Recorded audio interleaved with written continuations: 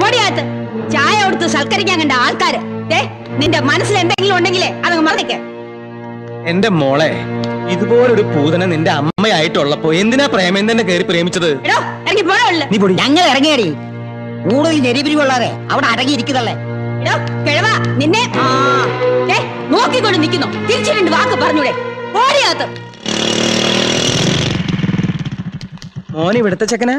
അതെ. കല്യാണം കഴിച്ചതാണോ? ഇല്ല. എന്നാ മോന്റെ തള്ള ചത്തിട്ട് കല്യാണം കഴിച്ചാ മതി.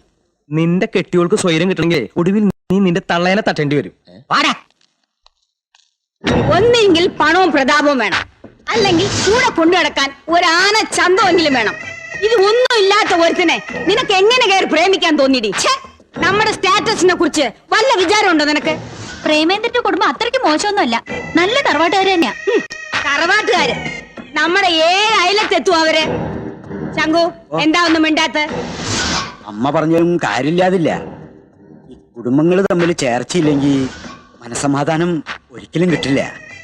അച്ഛന്റെ അമ്മയുടെയും കുടുംബങ്ങൾ തമ്മിൽ വലിയ ചേർച്ചയിലായിരുന്നല്ലോ. എന്നിട്ട് ഒരു ദിവസമെങ്കിലും മനസമാധാനത്തോടെ അച്ഛൻ ഉറങ്ങിയിട്ടുണ്ടോ? നിന്റെ അച്ഛന് എന്തിന്റെ കുറവിലാടി മനസമാധാനം ഇല്ലാത്ത? അഡ്ജസ്റ്റ് ചെയ്ത് പോന്നു, അത്ര തന്നെ. എന്റെ ജീവിതം എങ്ങനെ വേണമെന്ന് നിശ്ചയിക്കേണ്ടത് ഞാനാ. അതിന് തടസ്സം നിൽക്കുകയാണെങ്കിൽ തുടർന്ന് ജീവിക്കണമെന്ന് എനിക്കില്ല. എന്താ മോളെ പറയുന്നത്? ഞാൻ തൂങ്ങിച്ചാവൂന്ന്, അത്ര തന്നെ. ഇത്രയും നിസ്സാര കാര്യത്തിന് തൂങ്ങിച്ചാവുമെങ്കിലേ പോയി ചാവടി. എനിക്കിത് നിസ്സാര കാര്യമല്ല. ഞാനൊരു കാര്യം തീരുമാനിച്ചാൽ പിന്നെ അത് മാറില്ല. ഞാനും. വിശാലം, അവളെന്തെങ്കിലും കടുങ്കൈ? പിന്നെ അതെ, അവൾക്ക് മൂക്കത്താ ശുണ്ടി. വാശി പിടിച്ച് നേടാൻ അവളെ കഴിഞ്ഞിട്ടേ ഉള്ളൂ. അമ്മ എന്തിനാ വെറുതെ എതിർക്കാൻ പോണത്? അവൾക്കത് മതിയെങ്കിൽ നടത്തി കൊടുക്കണമേ.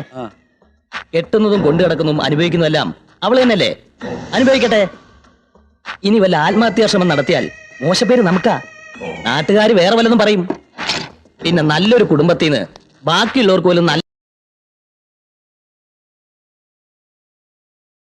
വരച്ച വരയിൽ നിർത്താൻ ഈ കുടുംബത്തിലേക്ക് ഒരു മരുമകനെ കിട്ടിയെന്ന്. എനിക്ക് ഈ കല്യാണത്തിന് ഒട്ടും താല്പര്യം ഉണ്ടായിട്ടല്ല. എന്റെ മോള് തൂങ്ങിച്ചാവണ്ടെന്ന് കരുതിയാ ഞാൻ ഇതിന് സമ്മതിച്ചത്. പിന്നെ എന്റെ മോളെ കെട്ടുന്നവൻ ഏതവനായിരുന്നാലും ശ്രീധരം കൊടുക്കാനുള്ളത് ഞാൻ കൊടുക്കും. സ്വർണത്തിന് പുറമെ ഒരു മാരുതി കാർ. നിനക്ക് ഡ്രൈവിംഗ് വശമുണ്ടോടാ? അത് പിന്നെ ഇല്ലെങ്കിലും സാരല്ല, വണ്ടി നേരത്തെ കൊടുത്തേക്കാം. ഓടിച്ചു പഠിക്കട്ടെ.